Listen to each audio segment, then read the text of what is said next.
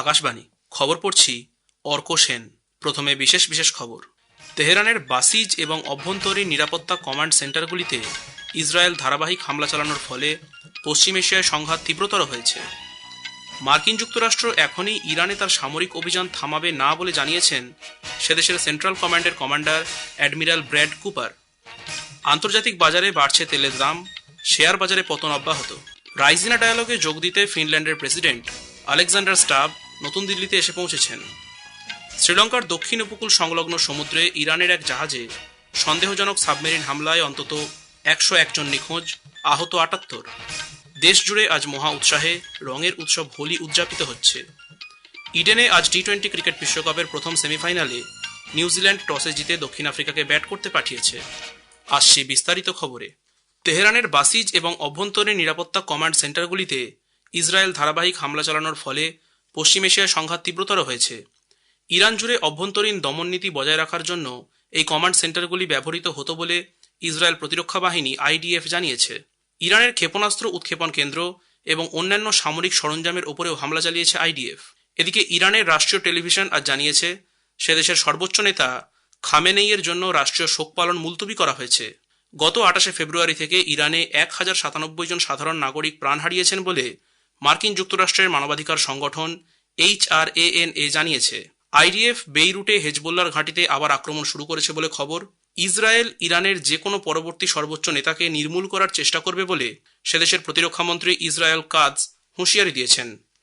উল্লেখ্য, ইরানের সর্বোচ্চ নেতা নির্বাচনকারী ধর্মীয় সংস্থা অ্যাসেম্বলি অফ এক্সপার্টসের একটি ভবনে গতকাল হামলা চালায় Israel.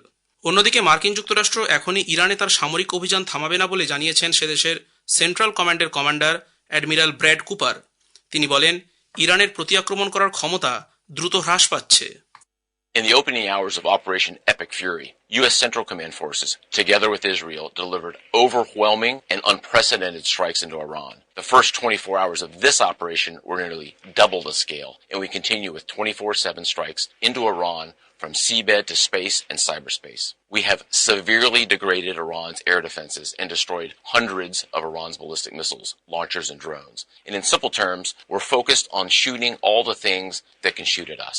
We are also sinking the Iranian Navy, the entire Navy. For decades, the Iranian regime has harassed international shipping. Today, there's not a single Iranian ship underway in the Arabian Gulf, Strait of Hormuz, or Gulf of Oman, and we will not stop. এদিকে পশ্চিম এশিয়ায় Iran এবং যৌথ মার্কিন Israeli বাহিনীর সংঘাতের মধ্যে cypress আক্রমণের পর ব্রিটেন এবং ফ্রান্স সেখানে যুদ্ধজাহাজ এবং বিমান প্রতিরক্ষা বাহিনী মোতায়েন করেছে। সাইপ্রাসে অবস্থিত ব্রিটিশ সামরিক কর্মীদের নিরাপত্তার জন্য তার দেশ সম্পূর্ণরূপে প্রতিশ্রুতিবদ্ধ বলে সমাজ মাধ্যমের এক বার্তায় ব্রিটেনের প্রধানমন্ত্রী কিয়ার স্টারমার বলেছেন। ফরাসি রাষ্ট্রপতি ইমানুয়েল ম্যাক্রো ফ্রান্সের যুদ্ধবিমান পরিবহনকারী জাহাজ শার্ল দ্য গলকে ভূমধ্যসাগরের দিকে যাওয়ার নির্দেশ দিয়েছেন। কানাডার প্রধানমন্ত্রী মার্ক কার্নি বলেছেন, আন্তর্জাতিক ব্যবস্থার অবনমনের কারণেই মধ্যপ্রাচ্যের এই অবস্থা এবং মার্কিন যুক্তরাষ্ট্র ইরানে হামলা চালানোর আগে আন্তর্জাতিক ক্ষেত্রে তার অংশীদারদের সঙ্গে কোনো আলোচনা করেনি। অন্যদিকে ইরান পারমাণবিক বোমা তৈরি করছে এমন কোনো প্রমাণ পাওয়া যায়নি বলে আন্তর্জাতিক পারমাণবিক শক্তি সংস্থা IAEA এর মহানির্দেশক রাফায়েল মারিয়ানো গ্রসি জানিয়েছেন। ইরানের কাছে ইউরেনিয়াম ভান্ডার থাকায় এবং সংস্থার পরিদর্শকদের সেদেশে পূর্ণ প্রবেশাধিকার দিকে অস্বীকার করায় তা গুরুতর উদ্বেগের কারণ হয়ে দাঁড়িয়েছে বলে তিনি মন্তব্য করেন। পশ্চিম এশিয়া এবং উপসাগরীয় অঞ্চলের যুদ্ধ পরিস্থিতিতে বিদেশ মন্ত্রক একটি নতুন কন্ট্রোল রুম তৈরি করেছে।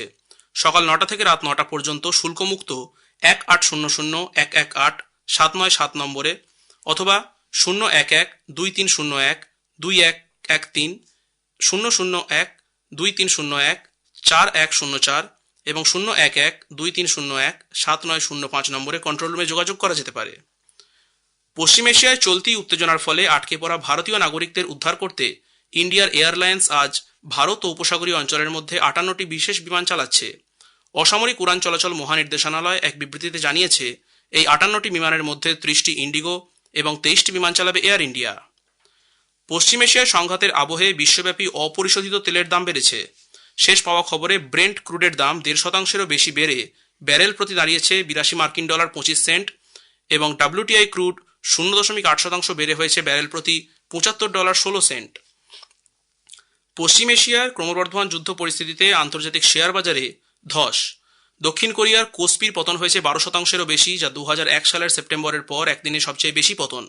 জাপানের নিক্কেই 225 3.6%, সিঙ্গাপুরের স্ট্রেট টাইমস 2.1%, হংকংয়ের হ্যাংসেং 2% এবং চীনের সাংহাই কম্পোজিট প্রায় 1% হ্রাস পেয়েছে। ইউরোপের প্রধান সূচকগুলি অবস্থা খানিকটা ইতিবাচক। জার্মানির ডিএএক্স প্রায় 1.5% বৃদ্ধি পেয়েছে, ফ্রান্সের CAC 40 প্রায় 1.1% এবং লন্ডনের FTSE 100 প্রায় 0.7% বৃদ্ধি পেয়েছে। দেশীয় শেয়ার বাজারেও আজ নিম্নগতি। সেন্সেক্স এবং নিফটি আজ প্রায় 1.5% কমেছে। শেয়ার বাজার বন্ধ হয়ে যাওয়ার সময় সেন্সেক্স 1123 পয়েন্ট কমে 79,116 পয়েন্টে দাঁড়িয়েছে। নিফটি 385 পয়েন্ট কমে 24,481-তে থেমেছে। পশ্চিম এশিয়ায় যুদ্ধের মধ্যে সারাদিন ধরে শেয়ার বাজারের অস্থিতিশীল অবস্থা লক্ষ্য করা যায়। সেন্সেক্সের তালিকাভুক্ত 30টির মধ্যে 27টি সংস্থা লোকসানের কথা জানিয়েছে। ইরানে মার্কিন সামরিক অভিযানের বিরুদ্ধে স্পেনের অবস্থান নিয়ে মার্কিন প্রেসিডেন্ট ডোনাল্ড ট্রাম্পের সাম্প্রতিক হুঁশিয়ারির পর ফরাসি প্রেসিডেন্ট ইমানুয়েল ম্যাক্রো স্পেনের পাশে আছে বলে জানিয়েছেন। ফিনল্যান্ডের প্রেসিডেন্ট আলেকজান্ডার স্টাব আজ সরকারি সফরে নতুন দিল্লিতে এসে পৌঁছেছেন। তাকে আনুষ্ঠানিক অভ্যর্থনা এবং গার্ড অফ অনার দিয়ে বিমানবন্দরে স্বাগত জানান বিদেশ প্রতিমন্ত্রী কীর্তিবর্ধন সিং। ফিনল্যান্ডের প্রেসিডেন্ট স্টাব রাইসিনা ডায়ালগ 2026-এর প্রধান অতিথি ও মূল বক্তা। নতুন দিল্লিতে পৌঁছানোর পর সামাজিক মাধ্যমের এক বার্তায় তিনি জানিয়েছেন, তার এই সফর বাণিজ্য সহ আরও বিভিন্ন ক্ষেত্রে ভারত ফিনল্যান্ড সম্পর্ককে আরও সুদৃঢ় করবে। ফিনল্যান্ডের প্রেসিডেন্টকে স্বাগত জানিয়ে প্রধানমন্ত্রী নরেন্দ্র মোদী বলেন, আগামীকাল তাদের বৈঠক এবং প্রেসিডেন্ট স্টাবের রাইসিনা ডায়ালগে বক্তব্যের জন্য তিনি অধীর আগ্রহে অপেক্ষা করছেন। শ্রীলঙ্কার দক্ষিণ উপকূলে গল থেকে প্রায় 40 নটিক্যাল মাইল দূরে ইরানি জাহাজ IRIS দেনায় সন্দেহজনক সাবমেরিন হামলায় অন্তত 101 জন নিখোঁজ, আহত 78। IRIS দেনা শ্রীলঙ্কার সামরিক সীমার বাইরে বিপদ সংকেত পাঠালে শ্রীলঙ্কার প্রতিরক্ষা মন্ত্রকের নির্দেশে এই উদ্ধার অভিযান শুরু হয়। সে দেশের নৌবাহিনী অনুসন্ধান ও উদ্ধার কার্য চালাচ্ছে। শ্রীলঙ্কার বিদেশমন্ত্রী বিজিথা হেরাত জানিয়েছেন, জাহাজটিতে প্রায় 180 জন নাবিক ছিলেন এবং এ পর্যন্ত 32 জনকে উদ্ধার করা হয়েছে। খবর শুনছেন আকাশবাণী থেকে। আমাদের সংবাদ শোনা যাবে ইউটিউব চ্যানেল আকাশবাণী সংবাদ বাংলা, ফেসবুক ও ইনস্টাগ্রাম আকাশবাণী সংবাদ কলকাতা এবং এক্স হ্যান্ডেল AIR নিউজ কলকাতাতে। দেশ জুড়ে আজ মহা উৎসাহে রঙের উৎসব হোলি উদযাপিত হচ্ছে। এই উপলক্ষে রাষ্ট্রপতি দ্রৌপদী মুর্মু, উপরাষ্ট্রপতি CP রাধাকৃষ্ণন, প্রধানমন্ত্রী নরেন্দ্র মোদী সহ অন্যান্য নেতৃবৃন্দ দেশবাসীকে শুভেচ্ছা জানিয়েছেন। রাষ্ট্রপতি তার বার্তায় বলেছেন, হোলি আনন্দ ও সামাজিক সম্প্রীতির বার্তা বহন করে। উপরাষ্ট্রপতি CP রাধাকৃষ্ণন সমাজ মাধ্যমের এক বার্তায় বলেছেন, ভারতীয় নাগরিকদের আশা এবং প্রাণবন্ত চেতনার প্রতীক এই হোলি। প্রধানমন্ত্রী নরেন্দ্র মোদী বলেছেন, এই উৎসব দেশকে নতুন শক্তিতে ভরিয়ে দেয়। অন্যদিকে অস্ট্রেলিয়ার প্রধানমন্ত্রী অ্যান্থনি আলবানিজো হিন্দু ধর্মাবলম্বী ও দক্ষিণ এশীয় বংশোদ্ভূত অস্ট্রেলিয়ানদের এই উৎসবের তাৎপর্য তুলে ধরে হোলির শুভেচ্ছা জানিয়েছেন। এই হোলি বন্ধুত্বকে লালন করবে এবং সাম্প্রদায়িক সম্প্রীতি গড়ে তুলবে বলে তিনি আশা প্রকাশ করেন। শবরীমালা সোনা তছরূপের মামলায় অভিযুক্ত ত্রিবাঙ্কুরের দেবস্বাম বোর্ডের প্রাক্তন সভাপতি পদ্মকুমারকে কোল্লাম ভিজিল্যান্স আদালত জামিন দিয়েছে। শবরীমালা মামলায় তার আবেদনের ভিত্তিতে আদালত জামিন মঞ্জুর করেছে। পাকিস্তান সেনাবাহিনী খোরাসান প্রদেশের ইসলামিক স্টেটকে আফগানিস্তানে ব্যাপক আক্রমণ চালানোর নির্দেশ দিয়েছে। সাধারণ নাগরিকদেরও এই আক্রমণের লক্ষ্যবস্তু করা হবে বলে জানা গেছে। আইবির এক আধিকারিক জানিয়েছেন, পাকিস্তান এবং আফগানিস্তানের এই যুদ্ধের সমাপ্তির এখন কোনো সম্ভাবনা নেই। উত্তর পশ্চিম পাকিস্তানের তোরখাম সীমান্তে পাকিস্তান সেনাবাহিনীর অভিযানে আফগান তালিবানের এক কমান্ডার নিহত হয়েছেন। পাকিস্তান সেনা সূত্রে জানা গেছে, তেহরিক-ই-তালিবান আফগানিস্তানের কমান্ডার কাহারমান এবং তার সহযোগীরা গতরাতে পাক আফগান সীমান্ত দিয়ে পাকিস্তানে ঢোকার চেষ্টা করার সময় সেনা অভিযানে নিহত হন।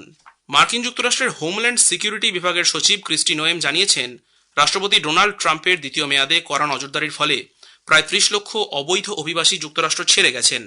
মার্কিন কংগ্রেসে বক্তব্য রাখার সময় তিনি বলেন, এর মধ্যে 22 লক্ষ ব্যক্তি স্বেচ্ছায় আমেরিকা ছেড়ে নিজেদের দেশে ফিরে গেছেন এবং 6,75,000-এর বেশি ব্যক্তিকে আটক বা বহিষ্কার করা হয়েছে। টি-20 ক্রিকেট বিশ্বকাপের প্রথম সেমিফাইনাল ম্যাচে কলকাতার ইডেন গার্ডেন্সে আজ নিউজিল্যান্ড টসে জিতে দক্ষিণ আফ্রিকাকে ব্যাট করতে পাঠিয়েছে। শেষ পাওয়া খবরে দক্ষিণ আফ্রিকা 8 ওভার 2 বলে 3 উইকেট হারিয়ে 64 রান করেছে। শেষ করার আগে খবরের বিশেষ কিছু অংশ আরও একবার।